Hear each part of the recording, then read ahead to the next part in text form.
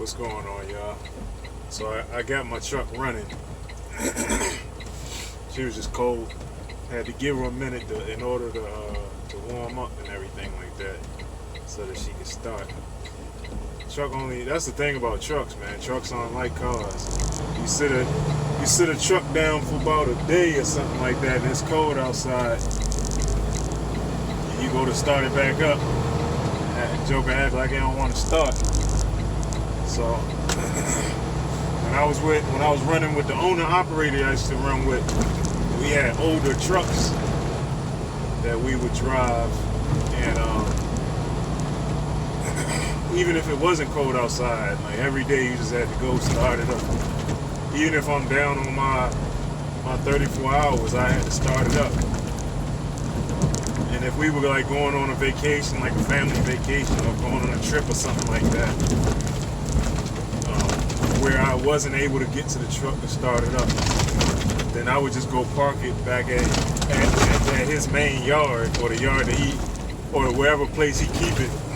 All right now, baby. We're gonna take it easy today.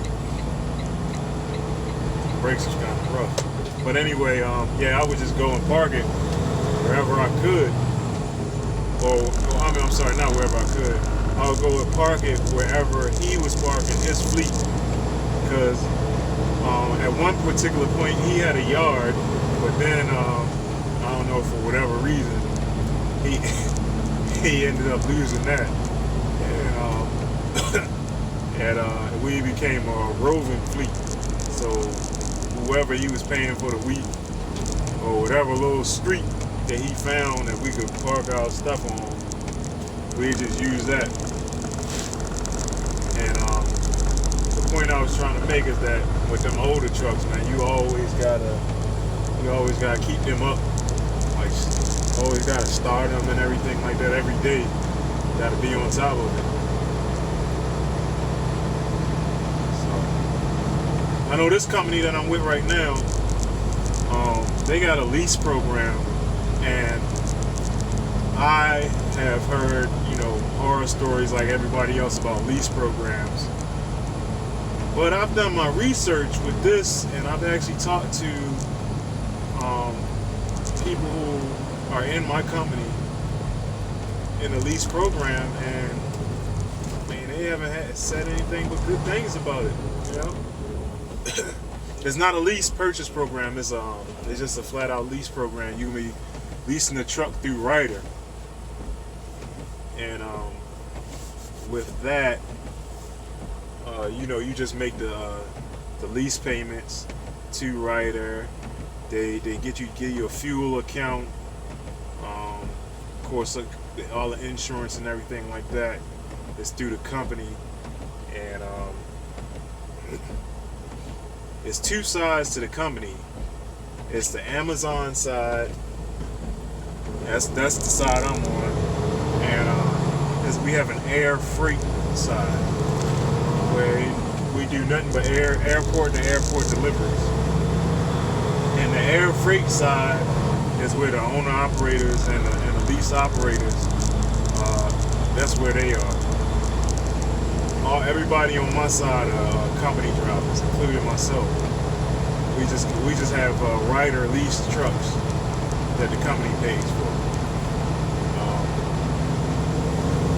But I have no complaints with my company, actually. The only thing is, sometimes me and some of the dispatchers, well, not always say some of them, me and one dispatcher kind of bump heads because we just got different philosophies. But other than him, I don't have any problem. I actually love it. I love the pay. I love the runs, everything like that. They have me. I'm out for a day, and I'm back in. Out for a day and back in. Out for a day, back in. Then I do that all the way up until I reach my 34-hour reset, and then of course I take that at home. But it's regional work that's home every other day, and generally don't do anything over, I'd say, about 200 miles from the house. Cause I bring the truck to the house, and from the house, they put me on the app scheduler, and I come right out the house and get busy. I come right from the house and go catch whatever and go pick up whatever load I need to pick up. And my job is drop and hook, so all I'm doing is picking up trailers, dropping them off, picking up trailers, dropping them. That's it. Empty and loaded. That's just how they operate. So, Amazon will pay us to bring an empty 200 miles. And, I come from being over the road with my lease, with the owner operator I was running under. And, of course, you over the road, there's no such thing as running empty. That trailer and that truck moving, something in it. But we losing money. So when I got to this company and we were doing drop hook, and some of the loads and some of the trailers were loaded, and other times I'd be running an empty trailer, I was just blown away. And the loaded trailers, I've never been. Well, I don't want to tell that lie. Okay, so sometimes with the Amazon, once in a blue moon, Amazon will send us on a run outside of an Amazon distribution center to pick up a load that's for Amazon for whatever reason. It might be like to supplement the warehouse or something. So, for example, it might send us to an outside warehouse to pick up some pallets to bring into an Amazon warehouse, which I had to do one time.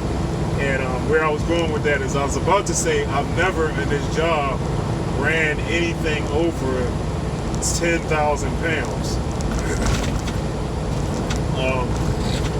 But except for that one time I went down to Southwest Virginia, down there close to Tennessee, and I picked up like a trailer full of Gaylords and pallets, and that son of a bitch was over 40,000. It was no sliding tandems or reworking the load or nothing like that. So needless to say, I was out there outlaw trucking that day. But I got a lot of experience with outlaw trucking, running with my owner operator, because he ran on the border. And what I mean border, like he ran on the border of breaking law and running. And sometimes he was the little guy. He was the little guy in a big pond in the ocean with big fish. And sometimes to stay afloat, we had to do things that weren't necessarily up to par. Some things like he might call us and be like, "Hey man, I keep coughing. One of my kids gave me this doggone cold." But anyway, we might have to do things like he'd call us and be like, "Hey, no way station today. Everything back road." And it's a trip. It's a trip, like trying to go around way stations and map out, because one, I wonder who he was blowing. One, I was a rookie. I mean, I always say I still am. I'm only going on 3 years coming up, but excuse me. But anyway, I was a rookie coming right out of school, and went right to the owner operator. And the owner operator was the only job I had besides this job. And so he would make some man-sized demands on us little rookies. And I would say us because it was like one or two other fresh Daisy. The other that we had that he had working for us though. But we could drive. That was the thing that was why he tested us and everything. So he wasn't just picking up people who needed a whole bunch of training and stuff like that. We could gun, even though we had a lot to learn and everything like that. And the good thing too is that he might have had those couple rookies, including myself, but everybody else in the fleet were straight veterans. I mean, I'm talking 10 years and over. And 10 years was like the young guy and with the 10 years. I mean, everybody was 10 years old. You had some 20-year guy, and they took it. The veterans took us under their wing to the point where they would mentor us while we were on the road. They'd call, we would have long conversations. How do you do this? How do you drop a trailer? All right, I'm gonna show you the right way to drop a trailer and stuff like that. You need to slide the fifth wheel. Let me show you. And the good thing about it is that this is my philosophy. Like, I always believe in giving back because I always felt like people have given back to me throughout my life. And they didn't have to. I think a lot of times people just did it out the kindness of their heart. Because I had a couple mentors going into trucking, and people just gravitated towards just to share information. They didn't have to do that. Especially making themselves available. Like I've ran into a bunch of drivers, and I've had drivers under the owner-operator who were the veterans that I was talking about, who would just reach out to me, like, listen, at any time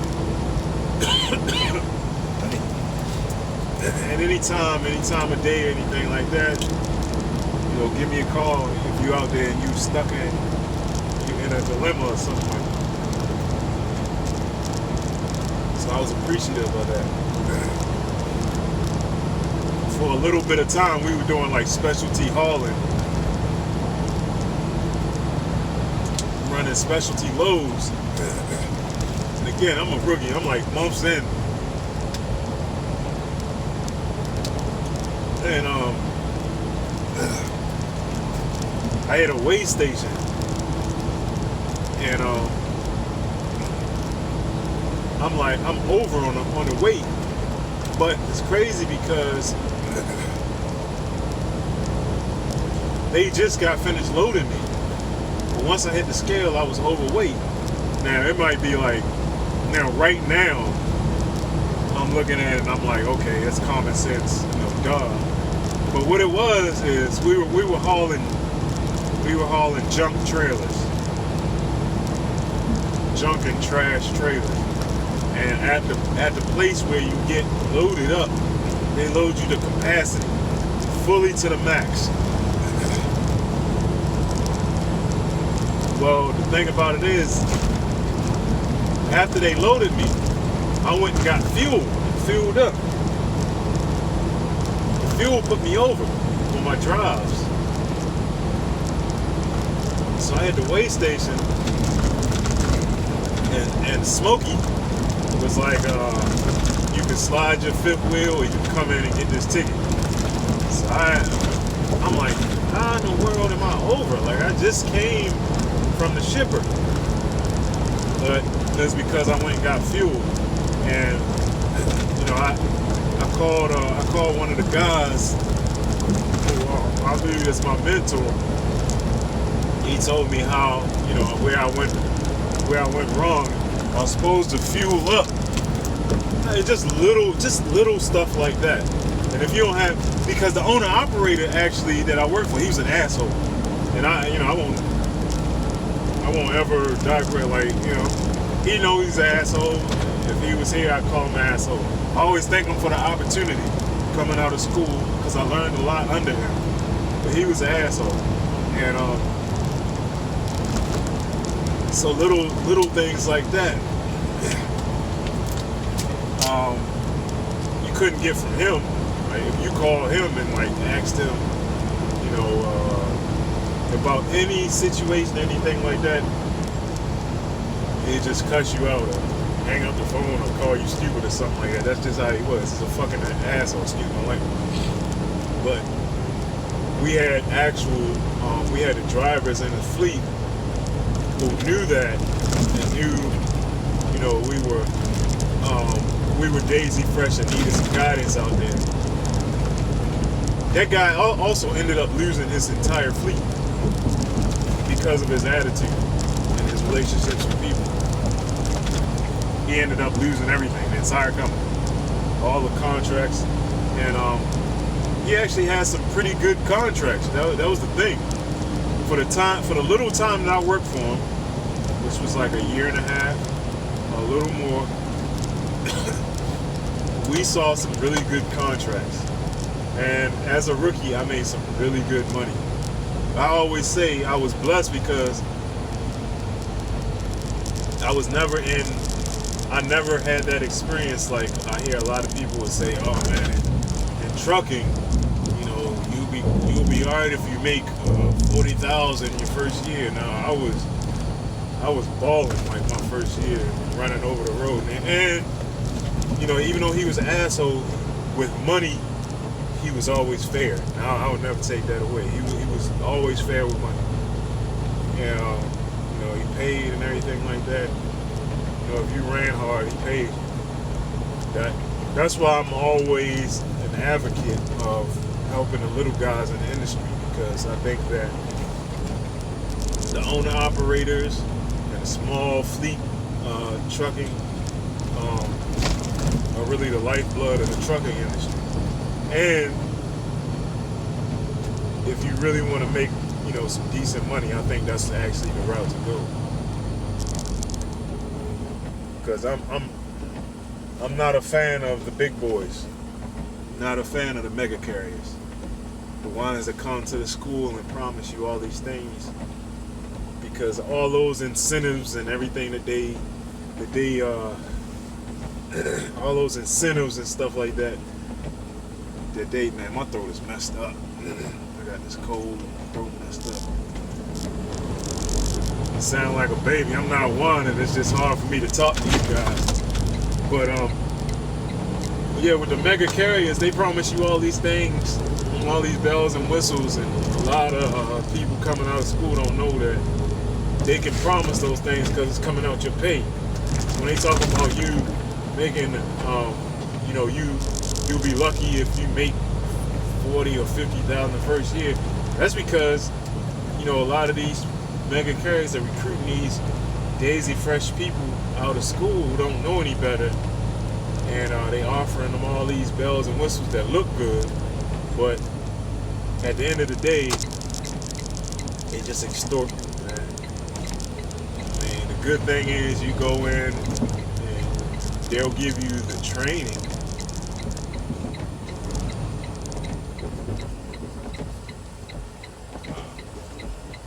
They give you the training, but you're not getting the money. I had a buddy I had a bunch of buddies go to mega carriers, and it seemed like all of them pretty much dropped from whatever the first carrier was for whatever reason. And it's not like they had this stuff together. The carriers, that is. It seemed like it was always some issue or something like that. Like they had them sitting for a long time before they go out, before they could find a driver trainer for them and stuff like that. But I had one buddy who went to Warner, and I think Warner pays back.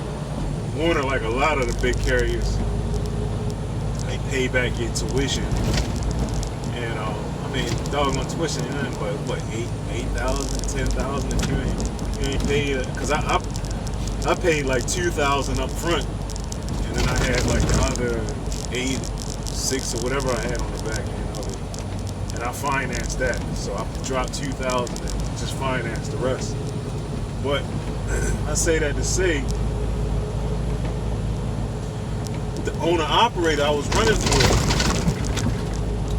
he kept asking me if I had any friends or I knew anybody who was looking for a job, and so I got with my buddy and I was like, listen, man, I was like, I don't know what they paying you at Warner, but I was like, I just ran from Eagle Pass, Texas to Vermont, then from New Hampshire back down to Maryland, and I'm like, my check was $2,000. I did $2,000 check in a week as a rookie, which ain't bad. And I mean, I don't want to paint the facade like that was every day, but that was my highest. That was the peak that I had. And mainly, I would say I made, if I could take the average of everything, I probably made about $1,200 or $1,300 a week, like on average, which wasn't bad, running over the road. But like I said, I had them spikes. I have a 2,000, sometimes I have a 1,700. Sometimes I might get a $900 a week. But where I'm going with that is that I was telling him, I was like, listen, because he was complaining about his pay. I was like, man, come run with this owner-operator. And he was saying, well, I'm waiting for Warner to pay off my school. And then once Warner pays off my school, then, I'm going to look for some other opportunities and might even come work with y'all.